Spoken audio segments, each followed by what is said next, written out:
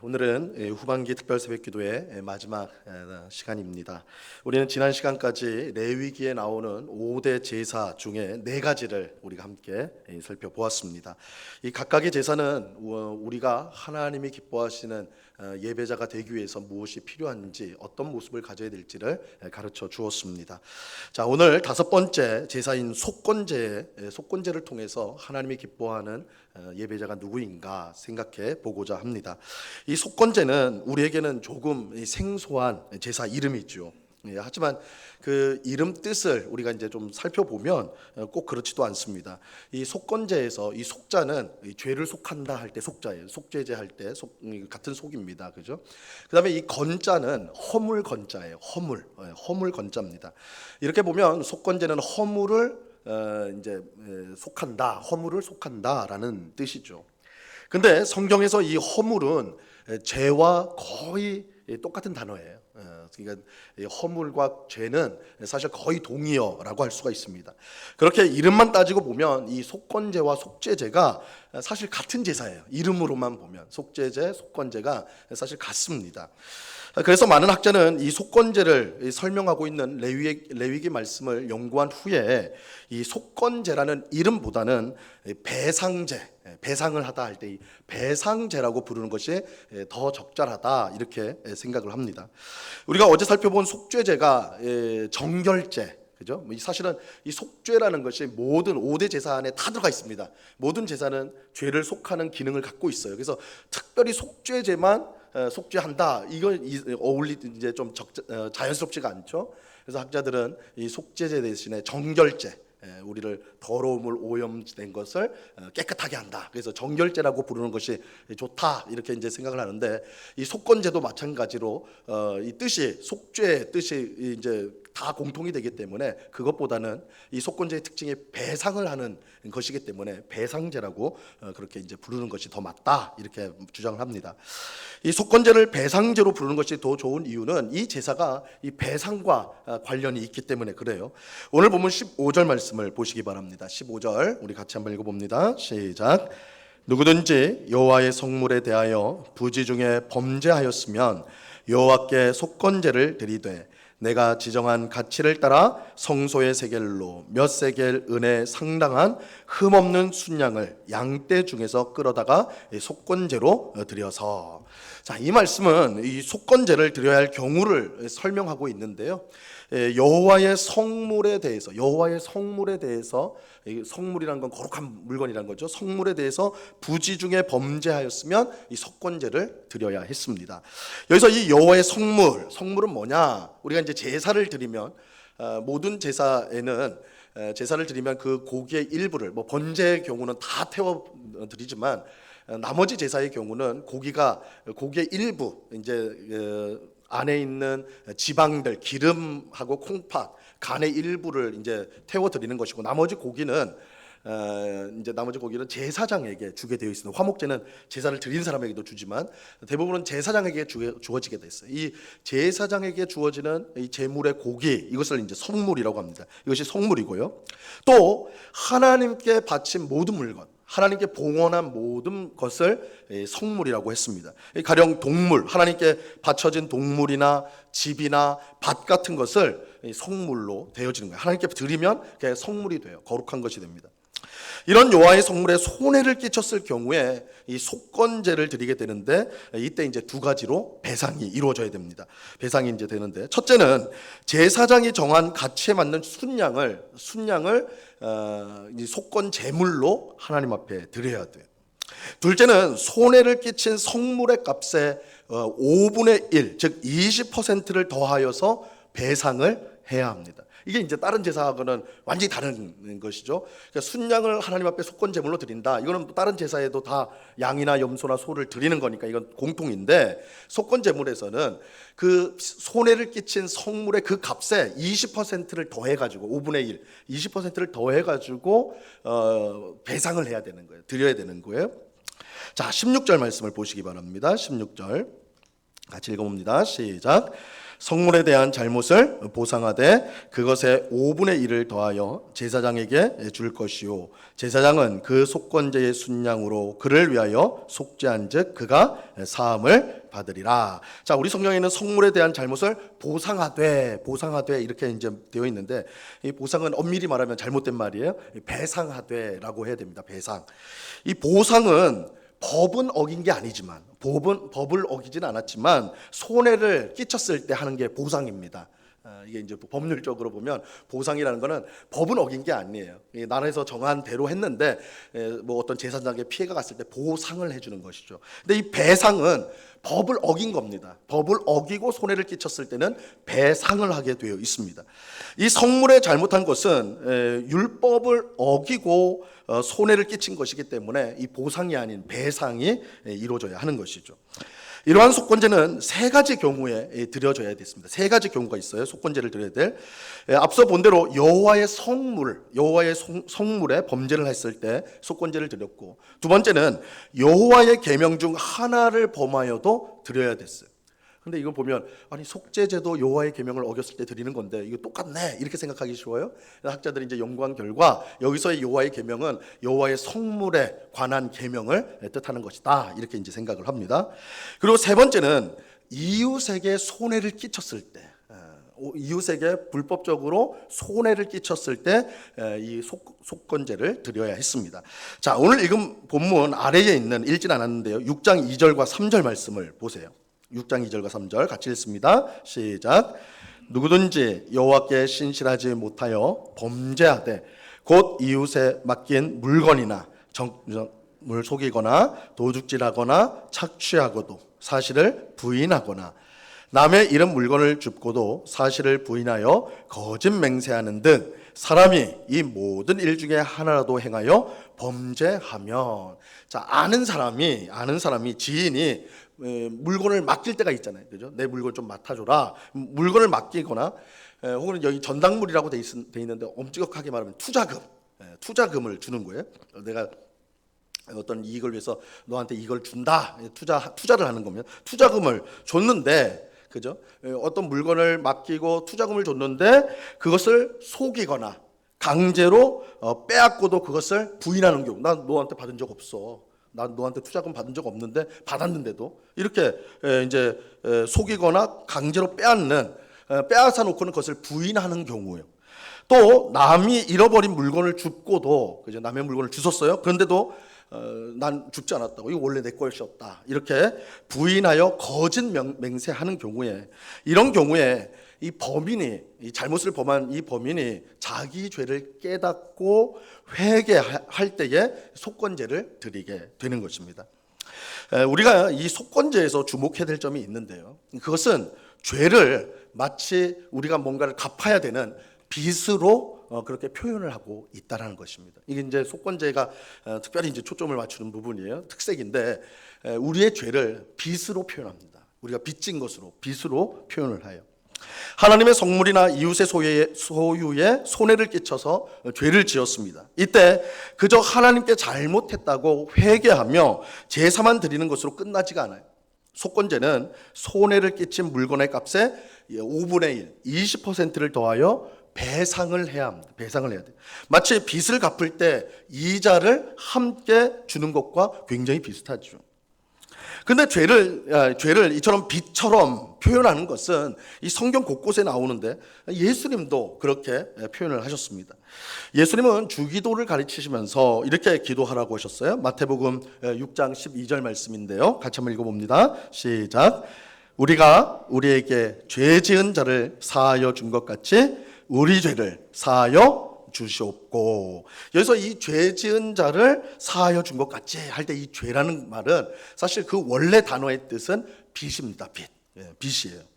그래서 이 구절을 이렇게 번역할 수가 있어요. 우리가 우리에게 빚진 자를 탕감해 준 것 같이, 그 빚을 탕감해 준 것 같이 우리 빚을 탕감해 주옵소서. 하나님 앞에 우리 빚을 탕감해 주옵소서. 이 빚이 뭘 가리켜요? 죄예요, 죄. 그죠? 예수님은 우리의 죄를 빚으로 그렇게 표현을 하고 있어요. 이것은 예수님께서 우리를 구원하기 위해 자신을 대속물로 주신다고 할 때도 마찬가지입니다. 마가복음 10장 45절 말씀입니다. 인자가 온 것은 섬김을 받으려 함이 아니라 도리어 섬기려 하고 자기 목숨을 많은 사람의 대속물로 주려 함이라. 예수님은 나는 섬김을 받으러 온 것이 아니라 너희를 섬기러 왔는데 내 몸을 나를 대속물로 주기 위해서, 너희를 위한 대속물로 주기 위해서 왔다, 이렇게 말하고 있어요. 여기서 이 대속물은 인질 구출을 위해서 주는 몸값을 뜻하는 거예요. 인질 구출을 위해서 주는 몸값이에요. 몸값. 여기서도 죄를 빚처럼, 그죠? 빚으로, 갚아야 될 빚으로 그렇게 표현하고 있습니다. 속건제에서 이처럼 죄를 빚으로 표현하는 중요한 이유가 있어요. 우리는 죄가 나쁜 것이라고 분명히 생각을 하지요. 하지만 죄가 가지고 있는 그 죄의 실제적인 파괴성이나 끔찍함까지는 잘 생각하지 않습니다. 그러다 보니 죄를 가볍게 생각하게 되고 회개가 아주 추상적이게 되고 아무런 효과를 가지지 못하게 돼요. 죄를 가볍게 여기니까 당연히 회개도 가벼워지고 이 죄에 대해서 그 회개가 정말 하나님 앞에 드려야 될, 자신을 자복하고 하나님 앞에 자신을 내려놓는 이러한 것들이 없는 거예요. 그냥 습관적으로 내가 잘못했구나, 하나님 용서해 주세요, 이렇게 너무 가볍게 간다는 거예요. 그러니까 죄를 가볍게 여기니까 회개가 가벼워지는 일들이 일어나게 되는 것입니다. 이런 점에서 죄를 빚으로 표현하는 것은 죄가 얼마나 악한 것인지를 실제적으로 보여준다는 점에서 꼭 필요하다라고 할 수가 있는 것이죠. 우리가 누군가에게 빚을 졌다라고 하면 그 마음이 항상 쪼이고, 그죠? 눌리는 것이 있는 거 아닙니까? 그죠? 죄가 그런 거라는 거예요. 죄가 그렇게 심각하고 죄가 그렇게 우리를 괴롭히는 아주 비참한 것이다라는 것입니다. 우리는 속건제를 통해서 우리가 지은 죄에 대해 배상이 필요하다라는 것을 배우게 됩니다. 이것은 하나님께서 우리에게 구원을 베푸시기 위해서 어떤 희생을 하셨는지를 알게 해줘요. 여러분, 우리는 구원을 무엇을 통해 받습니까? 여러분, 우리는 구원을 무엇을 통해 받았습니까? 교회에 열심히 다녀서 구원을 받았습니까? 아니면 직분을 받고 봉사를 많이 했기 때문에 우리가 구원을 받았습니까? 아니면 하나님의 뜻에 순종하는 삶을 우리가 잘 살아가지고 여러분 구원을 받으셨습니까? 만약 그렇게 해야지 구원을 받는다고 하면 우리 엄밀하게 말하면 이 자리에 어느 누구도 구원을 받을 수가 없을 것입니다. 왜냐하면 우리 중 누구도 하나님의 기준을 만족시킬 수는 없어요. 우리가 우리 서로를 보면서 저 사람은 참 천국에 갈 만한 사람이다, 착한 사람이다, 참 봉사 열심히 한다, 뭐 이렇게 우리 스스로는 평가할지 몰라도 하나님의 기준을 대면 어림도 없다고요. 누구도 거기에 이를 수가 없어요. 그래서 성경은 하나님께서 우리를 은혜로 구원하신다라고 분명히 말씀하세요. 은혜로 구원하신다. 은혜로 하신다는 건 하나님이 하신다는 거예요. 하나님이 하셨다는 거예요.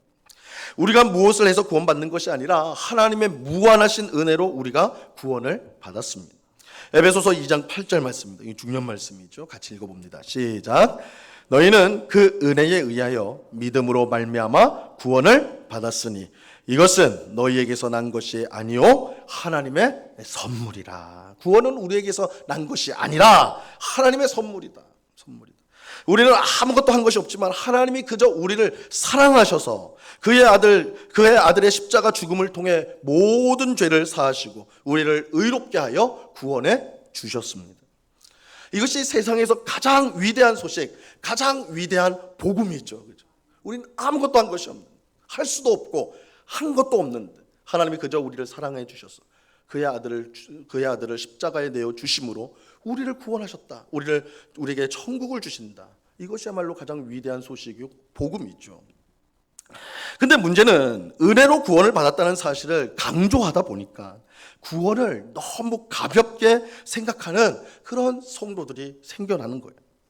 여러분, 길을 가다가 어떤 사람이 공짜로 물건을 줄 때 있잖아요. 뭐 물티슈도 주고, 그죠? 어디 홍보한다고 주지 않습니까? 공짜로 뭐 마스크도 주고 막 받잖아요. 저도 가끔 지나가다가 물티슈 주면 잘 받아가지고 잘 쓰는데, 그거 공짜로 받는 거아니에요. 그냥 주는 거잖아요. 그럼 그걸 딱 받아가지고 이야, 나한테 이렇게 귀한 것을 주다니, 내가 이거를 잘 보관했다가 내가 아껴서 이걸 잘 써야 되겠다, 이런 생각을 할까요? 뭐 그런 분들도 있겠지만 대부분은 공짜로 받는 거 그거 어디다 쳐놓고 나중에 발견하게 되는 거죠. 아, 내가 저때 받았던 건데 이런 거 아니겠어요, 그죠? 공짜로 받았다는 것은 귀한 게 아니에요, 그죠? 귀하다고 생각을 안 해요. 구원도 마찬가지예요. 은혜로 구원을 받았다고 하니까 구원을 너무 가볍게 생각해요. 구원을 너무 가볍게 생각해요. 하지만 절대 그렇지 않습니다. 우리는 은혜로 구원을 받았지만 하나님은 우리를 구원하기 위해서 자신의 가장 귀한 것을 내어 놓으셨어요. 희생하셨어요. 바로 그의 아들 예수 그리스도의 생명을 십자가에 내어 놓으신 것입니다. 온 천하 만물의 주인으로 모든 것을 가진 하나님께 뭐 그 무엇이 귀한 것이겠어요? 하나님은 다 가지고 있는 분인데 하나님께 귀한 게 뭘까요? 하지만 하나님께 정말 귀한 것이 하나 있는데 그것은 그의 독생자 예수님이에요. 독생자 예수님. 놀랍게도 하나님은 우리 죄인을 구원하기 위해서 자신의 가장 귀한 독생자의 생명을 십자가에 내어 놓으셨습니다. 사랑하는 독생자에게 우리 죄인의 모든 죄를 대신 짊어지게 하시고 십자가에서 죽게 하셨습니다. 이를 통해 우리의 힘으로 절대 얻을 수 없는 죄 사함과 구원을 우리가 얻게 된 것입니다. 비유하자면 죄로 인해 마귀에게 인질로 붙잡혀 있던 우리를, 죽을 수밖에 없는 우리, 가망이 없는 우리를 하나님은 예수님을 몸값으로 내어주어 우리를 구원해 구출해 주신 거예요. 그렇게 함으로써 우리의 모든 죄를 탕감하여 우리를 자신의 자녀와 백성으로 삼아 주신 것입니다. 여러분, 우리가 구원받은 것은 절대 가벼운 게 아니에요. 절대 가벼운 게 아니에요. 우리가 받은 구원은 예수님의 몸값이요. 비유코자 하면 예수님의 몸값이. 하나님께서 우리를 구원하기 위해 우리가 감당할 수 없는 빚을 예수님을 내어줌으로 대신 갚아주셨고 우리를 자유롭게 해주신 것입니다. 자, 그렇다면 이러한 사실을 깨닫고 믿는 성도는 어떠한 삶을 살아야 마땅할까요? 하나님께 빚진 자의 의식을 가지고 살아야 마땅할 것입니다. 하나님께 빚진 자의 의식을 가지고 살아야 합니다. 이것은 하나님께 진 빚을 갚으며 살아야 된다. 예수님을 나한테 주셨으니 예수님의 몸값을 주었으니까 나도 차근차근 그 값을 채워가면서 살아야 된다. 그런 뜻이 아니에요. 애초부터 우리가 하나님께 무엇을 갚는다? 그건 불가능한 일이에요. 불가능한 일이에요. 우리가 하나님께 빚진 자로 산다는 것은 하나님께서 우리의 빚을 탕감한 것처럼 우리도 이웃의 빚을 탕감하는 삶을 살아야 한다는 것을 뜻하는 거예요. 이것이 예수님께서 주기도에서 우리가 우리에게 죄 지은 자를 사하여 준 것 같이 우리 죄를 사하여 주옵소서라는 이 기도의 뜻이에요. 하나님, 나를 예수 그리스도를 통해서 죄에서 자유하게 하시고 구원해 주셨사오니 용서해 주셨사오니 나도 내 이웃에게 내가 빚진 자로서 내 이웃을 용서하겠습니다. 내 이웃을 자유케 하겠습니다. 증오와 분노에서 자유케 하겠습니다 라고 기도하는 거예요. 우리는 하나님께 받은 용서를 나를 괴롭히고 힘들게 하는 사람들에게 베풀어야 합니다. 우리는 하나님께 받은 사랑을 나에게 가치가 없고 도움이 안 되는 사람에게 베풀어야 돼요. 우리는 하나님께 받은 은혜를 나에게 감사하지 않고 무례히 구는 사람에게 베풀어야 돼요. 왜 그래야 돼요? 하나님이 우리에게 정확히 똑같이 그렇게 하셨기 때문에 그래요. 그렇잖아요. 이것이 빚진 자의 의식으로 살아가는 거예요. 하나님이 우리에게 베푸신 그대로 내가 이웃에게 가장 가까운 이웃인 가족부터 시작하여서 교회 성도들 또 우리 집 이웃 내가 만나는 직장에서 만나는 또 수많은 사람들 내가 하나님으로부터 받은 것을 그대로 그렇게 해주는 것. 이것이 하나님께 빚진 자로서 살아가는 것입니다. 하나님이 기뻐하시는 예배자가 누구입니까? 하나님께 빚진 자 의식으로 살아가는 성도예요. 내가 하나님께 받은 용서와 사랑과 은혜가 얼마나 큰지를 깨닫고 그 용서와 사랑과 은혜를 다른 사람에게 베푸는 사람입니다. 마태복음 18장에 보면 예수님의 이제 비유, 용서에 관한 비유의 이야기가 나오는데 어떤 임금의 종이 임금에게 빚을 줬어요. 빚을 줬는데 얼마나 줬냐? 10,000달란트. 이 만 달란트는 사실은 그 액수를 셀 수 없을 만큼 큰, 너무너무 큰 액수. 이거는 개인이 질 수 있는 빚 차원이 아니에요. 이거는 국가 채무에 버금가는, 뭐 국가 채무가 뭐 천조다 뭐 이렇게 말하잖아요. 개인의 빚이 천조다 이럴 수 없지 않습니까? 그죠? 이 만 달란트라는 게 그런 거예요. 이건 개인이 절대 질 수 없는 어마어마한 빚이에요. 근데 이 종이 왕에게 그 빚을 진 것입니다. 이 빚을 갚으려면 자기를 팔고 자기 가족 다 팔고 자기 있는 거 다 팔아도 안 되는 거예요. 이건 될 수가 없는 거예요. 그만큼 엄청난 빚이. 근데 놀랍게도 왕이요, 종의 빚을 탕감해 줬어요. 그냥 없는 걸로 하자 그렇게 해버렸어요.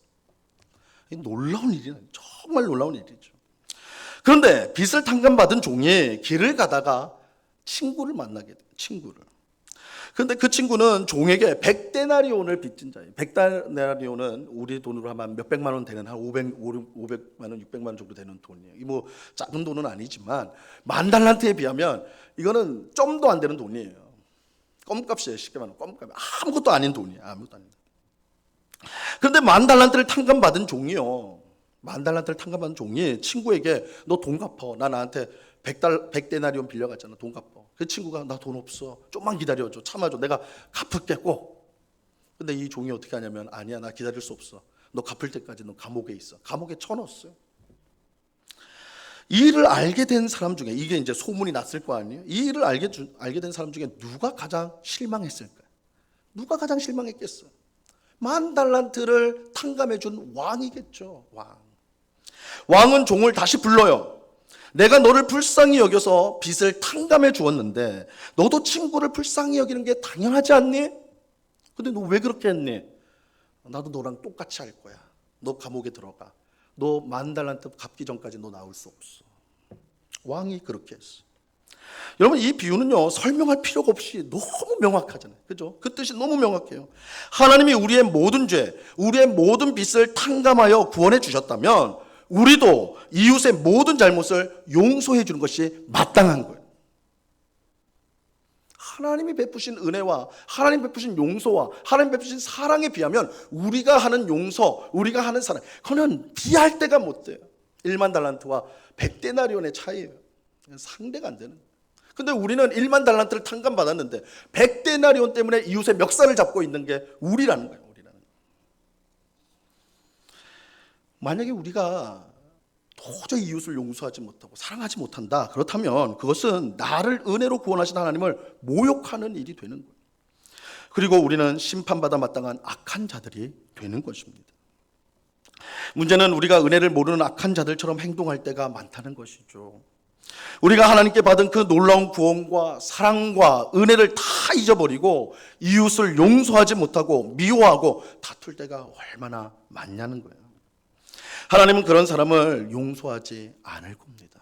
참 무서운 말이죠. 근데 이 비유에서 분명히 그러잖아요. 나는 너를 탕감해 줬는데 너는 왜 친구를 탕감해 주지 않았니? 하나님도 그렇게 하실 거예요. 우리는 하나님께 빚진 자 의식으로 살아야 돼요.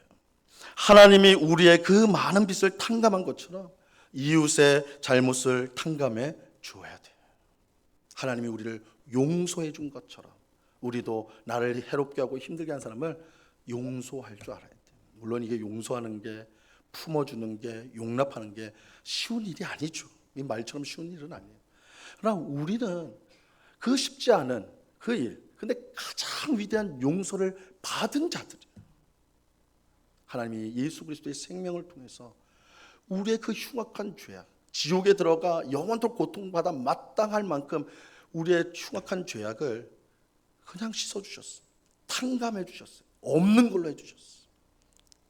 그 용서와 사랑과 은혜를 우리가 기억한다면 우리가 누구를 용서하지 못하겠습니다.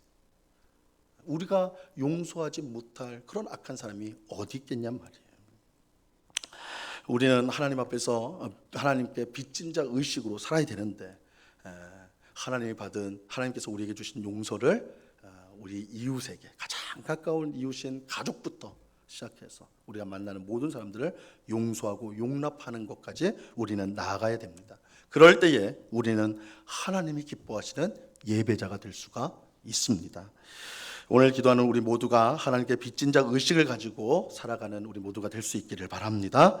하나님이 내게 베푸신 구원과 사랑과 은혜를 항상 기억하며 그 사랑과 은혜를 이웃에게 베푸는 우리가 되어야 돼요. 이게 속건제가 오늘 우리에게 가르쳐주는 예배자의 모습인 것입니다.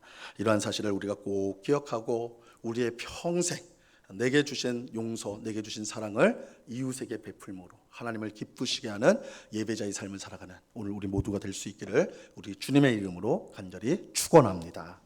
기도하겠습니다. 하나님 아버지 감사합니다. 주님, 이 속건제를 통하여서 우리의 죄가 얼마나 끔찍하고 흉악한 것인가, 우리를 억누르고 괴롭히는 것인가, 그것을 빛을 통해서 빛으로 표현함으로써 우리에게 알려주십니다. 이 사실을 꼭 기억하고 우리의 죄의 무서움을 알고 죄를 멀리하고 미워하는 우리가 되게 하여 주시옵소서. 주님, 속건제를 통하여 우리가 하나님께 빚진 자라는 것을 가르쳐 주시오니 하나님께서 우리의 모든 죄를 탕감해 준 것처럼, 용서하신 것처럼 우리도 이웃의 잘못과 또한 우리에게 해를 끼친 것을 기꺼이 용서하고 품어줄 줄 아는 그런 하나님께 빚진 자 의식으로 살아가는 주의 백성 되게 하여 주시옵소서. 용서하는 것이 힘들고 괴로운 일이나 그것만이 우리를 자유케 하는 일이라는 것을 꼭 기억하고 하나님의 용서를 실천하는, 하나님의 은혜를 실천하는 우리 모두가 되게 하여 주시옵소서. 감사하며 예수 그리스도 이름으로 기도드리옵나이다. 아멘.